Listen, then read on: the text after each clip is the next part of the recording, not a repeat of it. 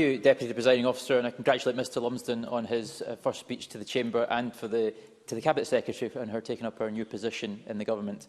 As I rise to give my first speech in the Chamber of the Scottish Parliament, I recall a formative political experience sitting in a bed at Yorkhill Hospital as a 10-year-old, transfixed by the opening ceremony of the Scottish Parliament on television as it unfolded up on the Mound in 1999. The excitement and optimism of that day remains vividly etched in my mind. Sheena Wellington's rousing rendition of Is There for Honest Poverty, Dure's exhortation that the establishment of this Parliament must not merely be an end, but a means to greater ends. As I watched one great Labour achievement come to fruition from another, perhaps my political affiliation was inevitably influenced from that moment onwards. It was not merely the spectacle of that day that influenced my interest in politics, but the experience of growing up in a family that bore the brunt of the industrial turmoil of Clydeside in the 1990s. The anxiety of unemployment as redundancy struck the shipyards, taking the job of my father along with many hundreds of others. It burned into me a sense of anguish at seeing an industry synonymous with Glasgow's purpose, the work, the pride of generations in decline, presided over by an aloof political establishment indifferent to its fate. The economic dogma of the free market, serving the interests of a distant few, mattered more than the dignity and wealth of Glaswegians. I also realised that this decline was not inevitable, that there is no such thing as honest poverty, that it is something that government could reverse with a sense of clear mission, innovation and determination. One of the first actions of the Labour government and of this new Parliament was to save the Govan shipyard from closure. It was an act that not only restored my dad's livelihood, but would later give me work too. Although burning for a passion for Glasgow and everything it represents, instilled from a young age, I could scarcely have imagined that the circumstances would prevail just a few years later, where I would have the precious opportunity to represent this teeming, turbulent, tremendous city in Parliament, first as an MP in the House of Commons, and now as a member of the Scottish Parliament. William McIlvanney described Glasgow as the right hand knocking you down and the left hand picking you up, while the mouth alternated apology and threat.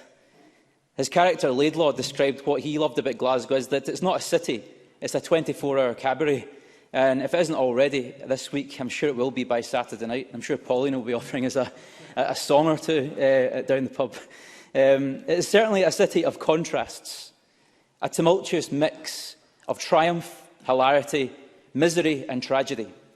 And to have the honour of representing and helping its persevering, passionate people in Parliament has revealed to me a whole new level of understanding about their needs and how government policy so often misunderstands, underestimates and ill-serves them. Until you find yourself at the mercy of an oppressive, inhumane policy, or unexpectedly advocating for those who do, it's easy to just assume that the system works.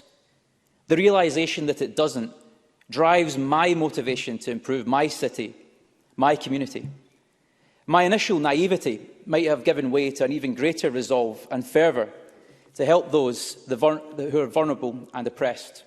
But I hope it is a conviction that is widely shared by colleagues across this chamber.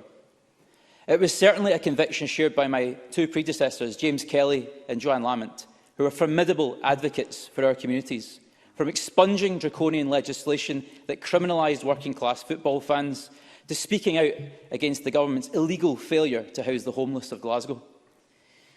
Patricia Ferguson and the late Maria Fife also inspired me with their fearless pursuit of social justice for the people of Milton and Springburn, where I grew up. This is an intergenerational moral crusade that has never been more urgent, but this Parliament and this Government is barely keeping pace. In the half-decade it has taken to set up a modest £10 a week child payment, child poverty has risen by 50,000. By this Government's own estimations, the £10 a week child payment will reduce the number of children living in poverty by just 20,000. Meanwhile, in Glasgow alone, over 30,000 children live in poverty. Not only is it an intolerable situation, it is an indictment of a lack of ambition and a lack of political will. We are consciously planning an economy that fails tens of thousands of children And I won't stand by while that happens, and neither will my colleagues. That is not something we can tolerate anymore. The late Jimmy Reid once looked up at a block of high-rise flats in Glasgow and observed that behind every window could be a Nobel Prize-winning scientist, an Olympic athlete, or perhaps a First Minister. But you know what? They will never get the opportunity because of where they were born and the circumstances in which they were brought up. From birth, they have been denied their potential. As a nation and as a community, that tacitly accepted sabotage of young people's lives is the greatest loss to us all as a country. And in many cases, it is literally a life sentence. I've seen it at first hand, working with Peter Crikent at the overdose prevention pilot in Glasgow, where we witness daily the impact of social alienation and trauma on so many young lives. We can only hope that they will still be alive tomorrow, failed by a state that prioritises criminalisation over compassion. There is nothing inevitable about this economic and social trauma. It can be fixed if we, the 129 of us here, are willing to take a lead. After all, this is the Parliament that was forged in the furnaces of Ravenscraig and welded together on the banks of the Clyde.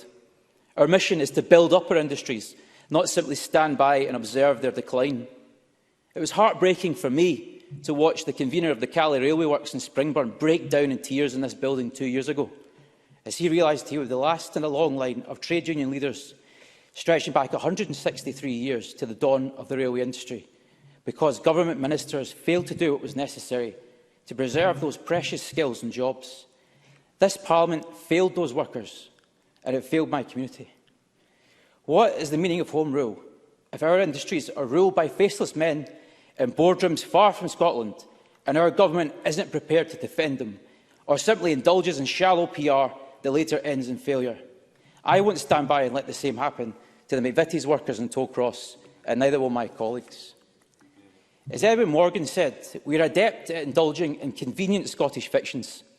Unless this Parliament urgently becomes more alive to the alienation, exploitation and hardship faced by millions of Scots, unless we have the privilege of working in this chamber, test our Parliament's ability to address those ills more strenuously than ever, our country will never achieve its full potential. It's a tremendous challenge in front of all of us, but it's an endeavour that I will be relentlessly and humbly focused on over the next 5 years. Thanks.